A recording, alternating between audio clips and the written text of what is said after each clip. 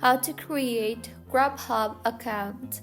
Hello everyone, I am Bishaka and welcome to our channel. Now let's get right into the tutorial.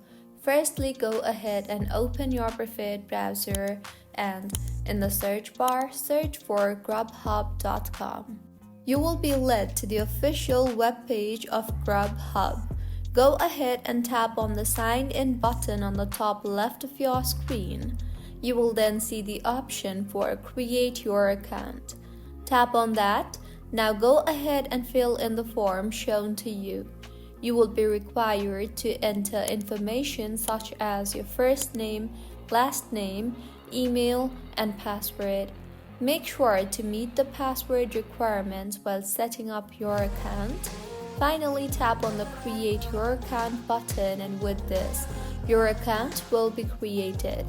You can also create an account using your Facebook account, your Google account, or with your Amazon account. So, this is how you can create Grubhub account. If you find this tutorial helpful, please like the video and do comment if you have any queries. Also, do subscribe to our channel for more helpful tutorials like this. See you on the next one.